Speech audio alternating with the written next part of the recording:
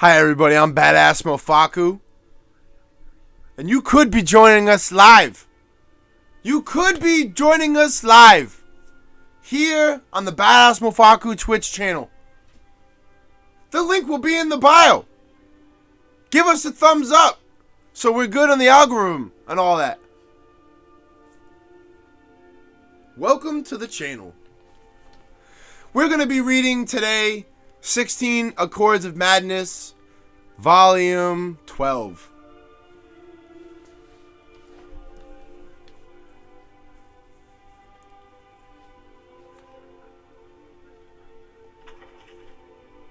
"16 Accords of Madness, Volume 12.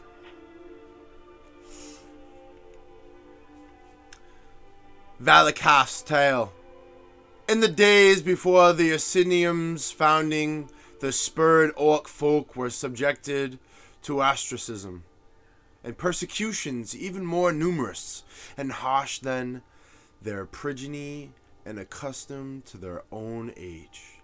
So it was that many champions of the Orzamer traveled, enforcing what borders they could for the proliferation of their own people.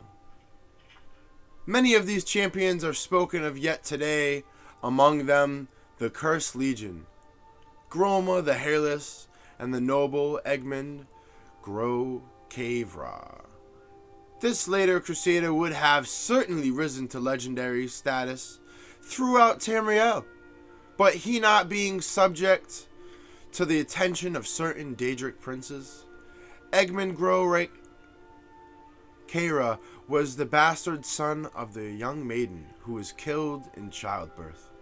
He was raised by the shaman of his tribe, the Grillikairmag, in the peaks of what we now call Norma Heights.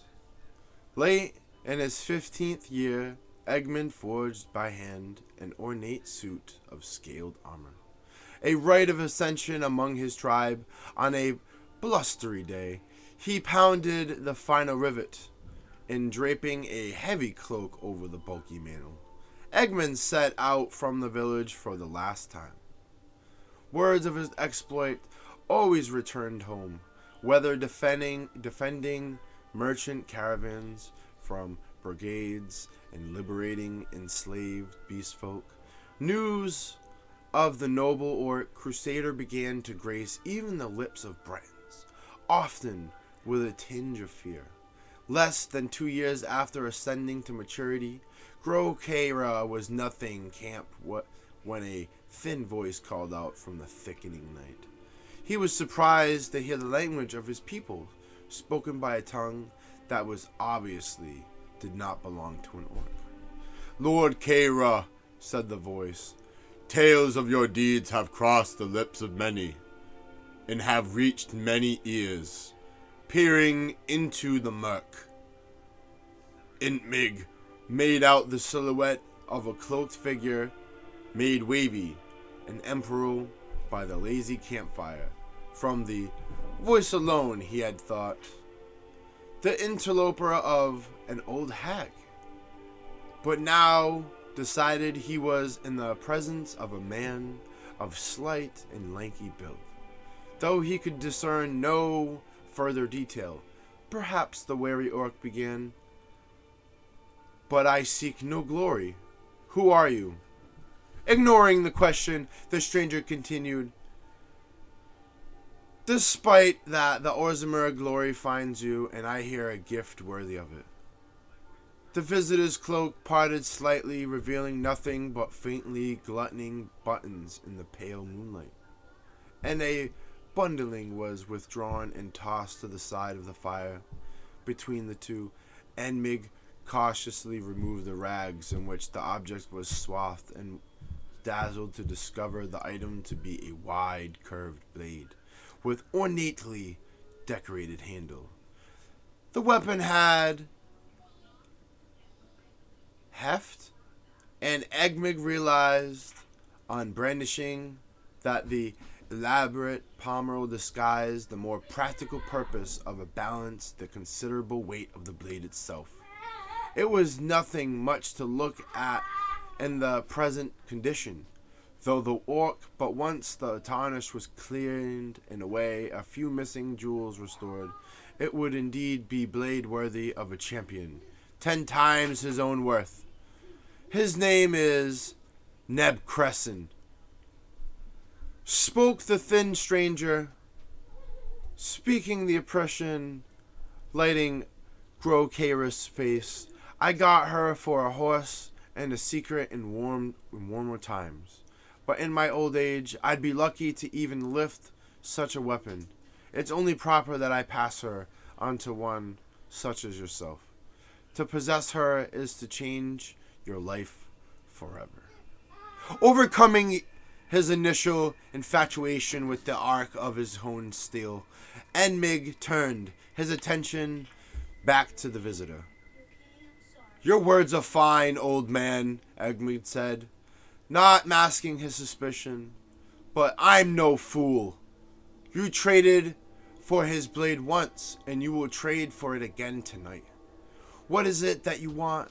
The stranger's shoulders slumped, and Enmig was glad to have unveiled the truth purposeful of the twilight visit.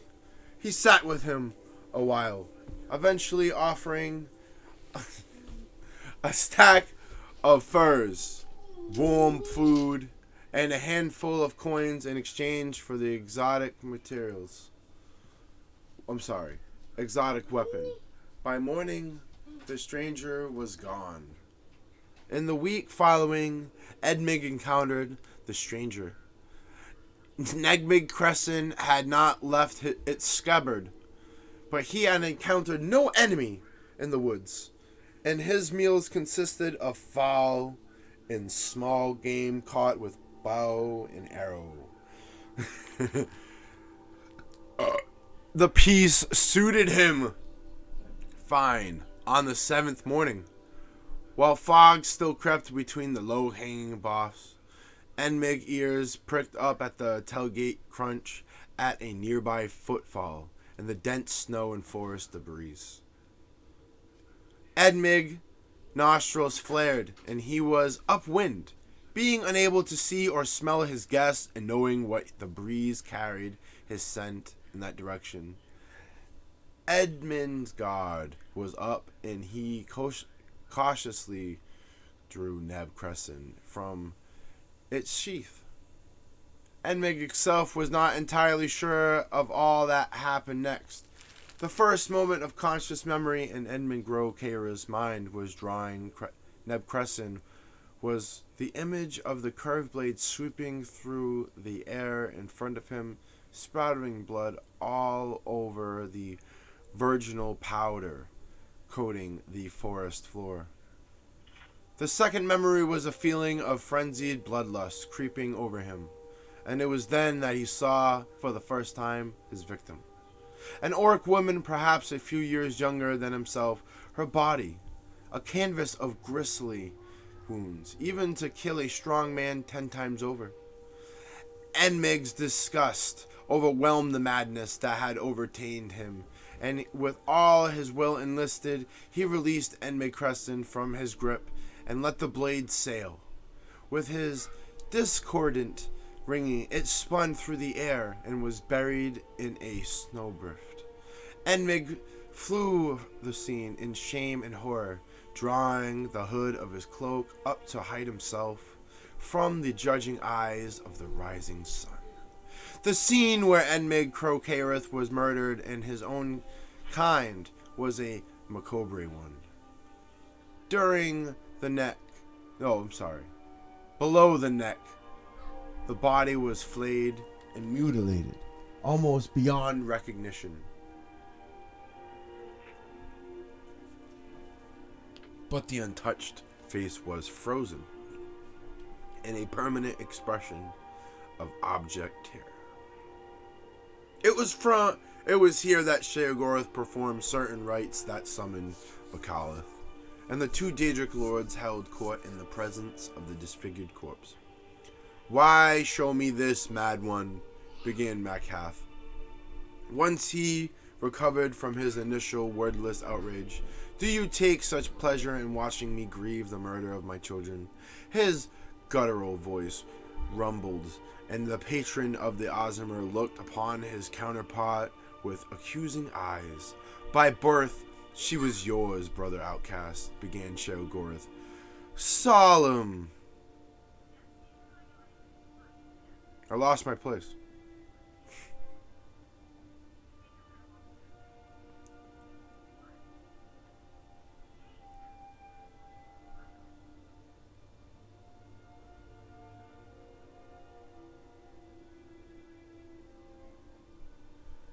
And the patron of the Ozmer looked upon his counterpart with accusing eyes. By birth, she was yours, brother Arcas, began Sheogorath, solemn in aspect and demeanor. But she was a daughter of mine by her own habits. My mourning here is no less than your own. My outrage no less great. I am not so sure, grumbled Malakath, but rest assured that vengeance for his crime is mine to reap. No, reap. Reap. It is mine to reap. To expect no contest from you, stand aside. As the fearsome prince began to push past him, Sheogorath spoke again. I have no intentions of standing between you and vengeance. In fact, I mean to help you. I have servants in this wilderness and can tell you where to find our mutual foe. I ask only that you use a weapon of my choosing. Wound the criminal with my blade and banish him to my plane, where I can exact my own punishment. The rights of honor killing here belong to you. With that, Malakath agreed, took the wide blade from Sheogorath, and was gone.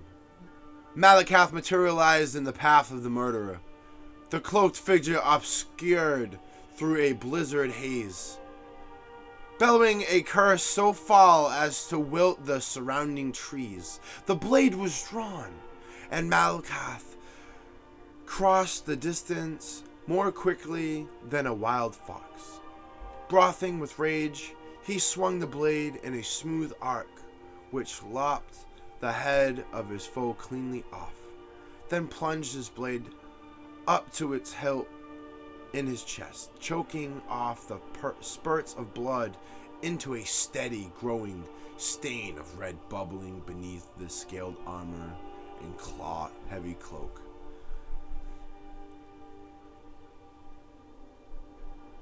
Dainting them from the unexpected immediacy and fury of his own kill, Malakath rested on a knee as the body before him collapsed heavily backwards and the head landed roughly upon a flat stone.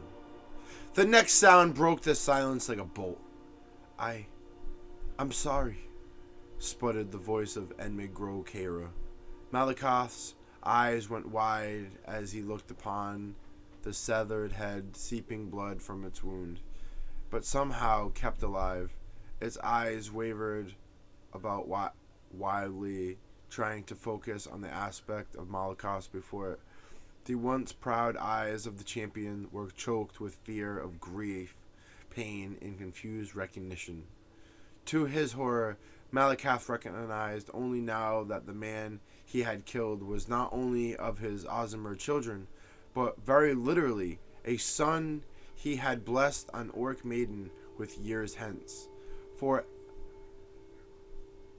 achingly long moments, the two looked upon each other, despondent and shocked. Then, silent as oiled steel, Sheogorath strayed into the clearing. He held Eggman Crowcara's disembodied head and bundled it into a small gray sack. Sheogorath reclaimed Neb Crescents from the corpse and turned to walk away. Malakath began to stand, but kneeled again, knowing he had irreversibly damned his own offspring to the realm of Sheogorath, and mourned his failure as the sound of his sons, a horse pleases, faded into the frozen horizon.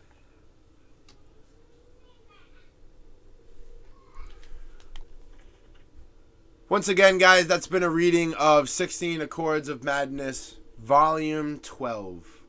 These are books of Skyrim.